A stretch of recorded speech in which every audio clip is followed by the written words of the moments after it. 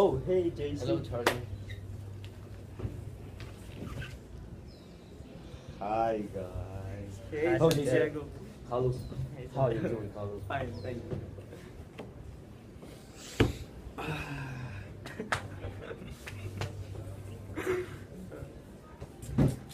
Oh, it's sorry, Andrew. I'm late, guys. I'm sorry I'm late. No, I'm good. How you doing? So, what's up with you guys? Oh, so I was reading this book, Digital Fortress, which has a very interesting theme. The theme is never give up. This is shown when Susan is trying to complete her goal of finding the perpetrator of the digital fortress. I also read a novel in which the theme can be also never give up. And the novel I read is called The Maze Runner, and the main character Thomas never gives up on trying to find their exit or the way out of the glade, which is like a prison that keeps all the gliders in without any chance of getting out. And I also read a novel that has a similar theme because in World of Apocalypse, the robot named Arcos tries to dominate the world through the internet and controlling military services and everything that has to do with modern technology, and humans just never give up to stop him. Well, I read a book that is totally the opposite of that because the main character and his family eventually give up because the main character will suddenly he awakes from a dream and he awakes and he like becomes a giant vermin. So during the book, um, during the book, events happen, and you see that the family is starting to like separate, and you see that they are giving up, and they are not trying to help their son to like helping them to take care and everything like that. Oh, well, another interesting point in my story is the characters. The main character, which is Susan Fletcher, she is a very intelligent person. She uses her intelligence and her dedication to find the perpetrator of the digital fortress. And the second principal character is, is also very intelligent, but he uses it to find the rings that will lead to the cracking of the digital fortress. Well, in my novel, also the main character has very unique traits that help him eventually resolve his problem and conflict. Thomas is a very intelligent person, and this really helps him on finding his way out of the glade. Also, Teresa has very unique traits because even though she's the only female in the glade, she demonstrates that even that she can be as hard and as intelligent as all the males that are in the novel. And in my book, I just have one main character that is a robot. So this shows a different perspective because the robot has like bad intentions. So the book is full of like bad things that happen to humans because robots are trying to dominate the world through the internet.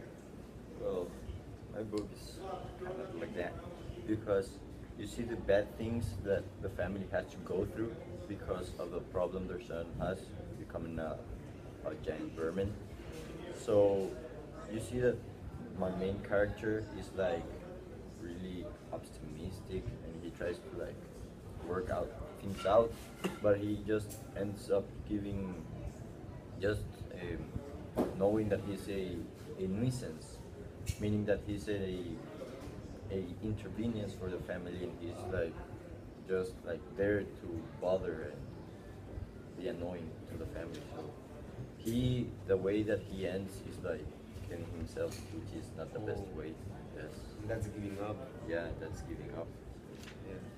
Well, another interesting point in my story is the setting. I think Dan Brown makes a good work in establishing the setting since he builds the suspense, the fear, and he creates an environment that you feel like you're in a world of technology. So you feel very involved in the book, and I think he made a good job in establishing the setting. Also, the author in my novel did an excellent job in describing the setting. There were some times that I felt I was an extra character that was part of the novel because everything was described perfectly, and also the setting increased tension and suspense because it was like a unique place. The setting was a place you would never think of before. So this also kept me reading and reading, trying to know and to find out what would happen next. And it also build up suspense in me because everything was like mysterious and exciting. And my book has a similar setting to Charlie's because sorry, my my book is in the future because right now there's not like enough technology for a robot to control and dominate the world. So the setting is very well done because you feel threatened by Arco's actions throughout the book. Well, the setting of my book is really simple. It's just in well, the most important events happen in two basic places that are in the Samsa's house apartment, and it is in Gregor's room, and then in the living room or in the kitchen.